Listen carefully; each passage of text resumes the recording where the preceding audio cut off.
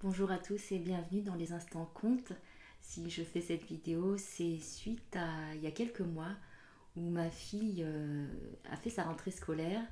Elle a 11 ans et sa prof lui a demandé quel était l'objectif de l'année. En fait, elle a demandé à tous les élèves de la classe quel était leur objectif de l'année et ma fille a répondu que son objectif était de rester éveillée, donc ça m'a bien fait sourire. Et puis il y a deux petites histoires qui sont venues, qui avaient envie que je vous les raconte, et puis j'ai laissé passer du temps. J'avais pas forcément envie de me montrer en vidéo. Et puis bon, les histoires ont toujours envie qu'on les raconte. Et puis elles reviennent tout le temps en toquant à ma porte, en me disant raconte-nous. Alors c'est vraiment des petites histoires. Et puis aujourd'hui, il y en a une troisième qui est venue. Donc je vais vous les raconter. Donc la première histoire, c'est vraiment très court. C'est quand on met une personne devant, une personne non éveillée devant une montagne, la personne voit la montagne. Quand on met une personne en train de s'éveiller devant une montagne, la personne ne voit pas la montagne. Quand on met une personne éveillée devant une montagne, la personne éveillée voit la montagne. La seconde histoire, c'est un disciple avec son maître. Donc, vous savez, les disciples peuvent passer du temps avec leur maître et puis à la recherche de l'illumination.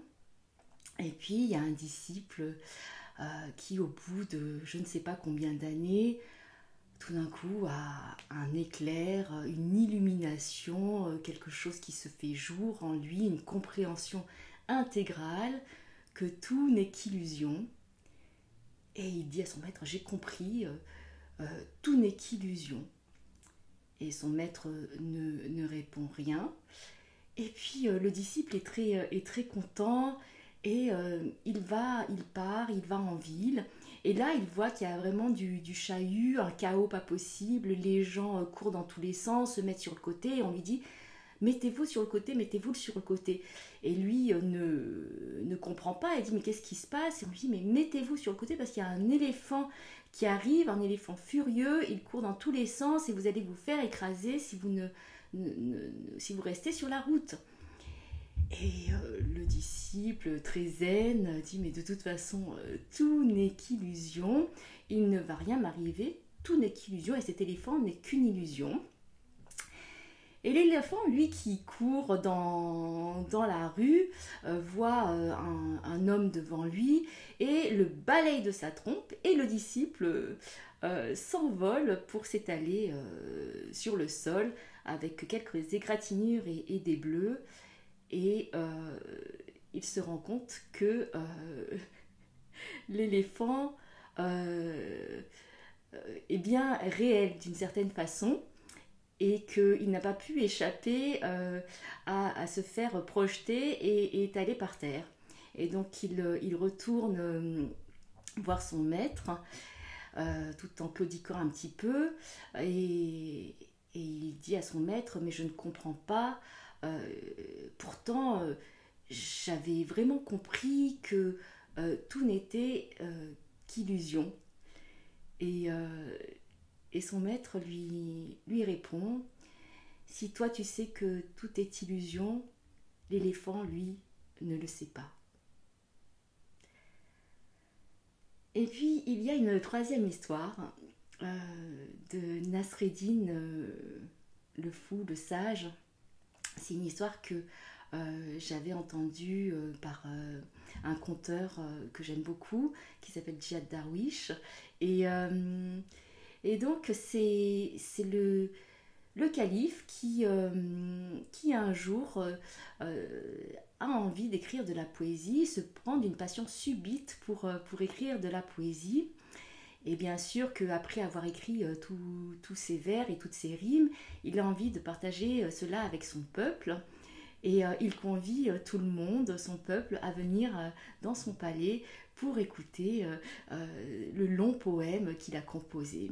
Et donc quand il commence à, à raconter, à dire son poème, alors les gens au début sont un petit peu surpris, ils écoutent, ils sont attentifs, les minutes passent, et puis les gens commencent à bâiller un petit peu, à, à avoir envie de bouger, parfois à avoir envie de bâiller. Et le monologue continue, le calife continue son monologue et récite sa poésie. Et il y a parmi les personnes Nasreddin qui est là et qui écoute ce que le calife raconte. Et puis quand le calife a fini, euh, personne ne sait quoi faire. Le vizir finalement applaudit et tout le monde applaudit sauf Nasreddin qui lève les yeux vers le ciel. Et le calife voit que Nasreddin lève les yeux vers le ciel et lui dit mais Nasreddin, pourquoi tu n'applaudis pas euh, Et Nasreddin lui dit écoutez, calife, mon cher calife, vous feriez mieux de vous occuper des affaires que vous connaissez que de vous occuper de poésie. Et le calife, bien sûr, n'est pas du tout content et il demande à ses gardes d'amener Nasreddin dans l'étable avec les ânes pour qu'il y passe la nuit et qu'il réfléchisse un petit peu. Le lendemain matin, le calife a passé toute la nuit à composer un autre poème et il convie à nouveau son peuple dans son palais pour écouter son poème. Et Nasreddin revient à nouveau pour écouter avec les autres. Et le calife récite sa poésie, lit sa poésie. Et il voit que Nasreddin, parce qu'il observe un petit peu la réaction du public, il voit que Nasreddin lève encore un petit peu les yeux au ciel, fait une certaine moue, tourne les talons et s'en va. Et le calife l'appelle Nasreddin, où est-ce que tu vas? Et Nasreddin lui répond, écoutez mon cher calife, je retourne tout seul dans l'étable avec les ânes. Donc, les contes sont faits pour être partagés.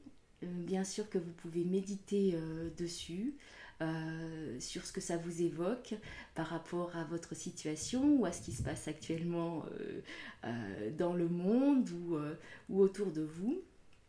Et puis, les contes sont faits pour être partagés, donc n'hésitez pas à les raconter de votre côté à vos proches, à des amis, à vos enfants.